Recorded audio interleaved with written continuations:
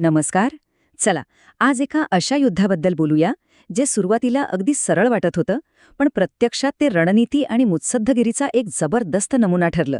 ही गोष्ट आहे पहिल्या इंग्रज-म्हैसूर युद्धाची. पाहूया एका राजाने बलाढ्य शक्तींसमोर कसा डाव पलटवला. प्रश्न तर पडतोच की हे झालं कसं, नाही का? एका बाजूला बघा, ब्रिटिश ईस्ट इंडिया कंपनी, हैदराबादचा निजाम आणि ताकदवान मराठे, आणि दुसऱ्या बाजूला एकटं म्हैसूर राज्य. तरीही म्हैसूरने हा डाव जिंकला कसा, हेच ऐतिहासिक कोडं आज आपण सोडवणार आहोत. तर ह्या सगळ्याची सुरुवात होते ब्रिटिशांच्या एका मोठ्या महत्वाकांक्षेपासून. या युद्धामागे त्यांची खूप मोठी विचारपूर्वक आखलेली योजना होती. ब्रिटिशांना नेमकं काय हवं होतं? त्यांचं ध्येय होतं बंगाल आणि मद्रास ही त्यांची दोन मोठी ठाणी एकमेकांना जोडणं, आणि त्यासाठी उत्तर सरकार नावाच्या प्रदेशावर ताबा मिळवणं त्यांच्यासाठी अत्यंत गरजेचं होतं. त्यांच्या साम्राज्य विस्ताराच्या प्लॅनमधला हा एक महत्त्वाचा भाग होता. आणि बघा, ब्रिटिशांनी हे ध्येय साधण्यासाठी किती पद्धतशीरपणे काम केलं. सगळ्यात आधी त्यांनी 1758मध्ये फ्रेंचांना तिथून बाहेर काढलं. मग थेट मुघल सम्राटाकडूनच कायदेशीर हक्क मिळवले, आणि शेवटी हैदराबादच्या निजामाला लष्करी मदतीचं आमिष दाखवून वार्षिक 7 लाख रुपयांत तो प्रदेश भाड्याने घेतला. म्हणजे लष्करी, कायदेशीर आणि राजकीय अशा सगळ्या बाजूंनी त्यांनी आपली पकड मजबूत केली. आता इथून पुढे कथेला एक वेगळं वळण मिळतं. म्हैसूर राज्याला एकटं पाडण्यासाठी त्याच्याभोवती एक मोठं जाळं विणलं जात होतं. आणि ही होती ती महाभयंकर तिहेरी युती: ब्रिटिश ईस्ट इंडिया कंपनी, हैदराबादचा निजाम आणि मराठे. म्हणजे विचार करा, त्या काळातल्या 3 मोठ्या शक्ती एकत्र आल्या होत्या, आणि या तिघांचा मिळून एकच निशाणा होता: म्हैसूरचा शासक हैदर अली. या युतीमुळे म्हैसूरवर जबरदस्त दबाव आला होता, हे नक्की. पण म्हणतात ना, प्रत्येक डावाला प्रतिडाव असतोच. आणि इथेच हैदर अलीने अशी काही खेळी केली की युद्धाचं सगळं चित्रच पालटून गेलं. 30 लाख रुपये हा आकडा साधा नाहीये. ही ती किंमत होती जी हैदर अलीने मराठ्यांच्या हल्ल्याला थांबवण्यासाठी मोजली होती. हा त्याचा पराभव नव्हता, तर ती एक अत्यंत हुशारीने केलेली गुंतवणूक होती.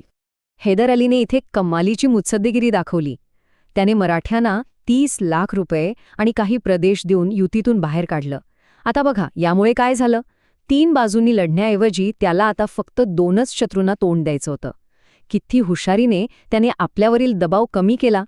आणि मग जे घडलं त्याची तर कुणी कल्पनाही केली नसेल. अक्षरशः कुणीच नाही. जो निजाम कालपर्यंत ब्रिटिशांचा मित्र होता, तो अचानक बाजू बदलून हैदर अलीच्या गोटात सामील झाला. या एकाच गोष्टीनं युद्धाचं संपूर्ण समीकरणच बदलून टाकलं. आता हे बदललेले समीकरण बघा. ब्रिटिशांची योजना काय होती? ते स्वतः, निजाम आणि मराठे म्हैसूरच्या विरोधात. पण प्रत्यक्षात काय झालं? ब्रिटिश पूर्णपणे एकटे पडले, आणि त्यांच्यासमोर उभं ठाकलं म्हैसूर आणि निजाम यांचं सैन्य.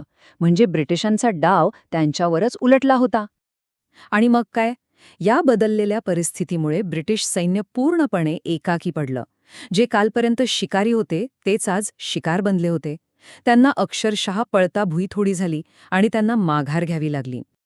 आता आपण या कथेच्या शेवटच्या टप्प्यात आलो आहोत, जिथे या युद्धाचा शेवट रणांगणावर नाही तर वाटाघाटींच्या केबलावर झाला.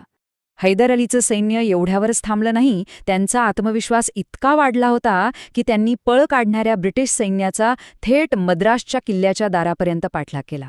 म्हणजे थेट त्यांच्या घरात जाऊन आव्हान दिलं. या परिस्थितीमुळे ब्रिटिश पूर्णपणे हतबल झाले. जेव्हा शत्रू दारातच उभा ठाकतो तेव्हा पर्याय तरी काय उरतो? अखेर शरणागती पत्करण्याऐवजी त्यांनी शांततेसाठी बोलणी करायचा निर्णय घेतला. 1769मध्ये झालेल्या या तहात काही महत्त्वाच्या गोष्टी ठरल्या. पहिलं, दोघांनीही एकमेकांचे जिंकलेले प्रदेश परत करायचे. दुसरं, युद्धकैद्यांची अदलाबदल करायची. आणि तिसरं, जे सगळ्यात इंटरेस्टिंग होतं, जर भविष्यात तिसऱ्या कोणी हल्ला केला तर एकमेकांना लष्करी मदत करायची. या तहामुळे म्हैसूरला ब्रिटिशांच्या बरोबरीचा दर्जा मिळाला होता. पण जरा विचार करा, कालचे कट्टर दुश्मन आज एकमेकांना मदतीचं वचन देत होते. हे कितपत टिकणार होतं? हा तह म्हणजे खरंच शांततेची सुरुवात होती की पुढच्या एका मोठ्या वादळापूर्वीची शांतता? हा प्रश्नच आपल्याला इतिहासाच्या पुढच्या पानाकडे घेऊन जातो.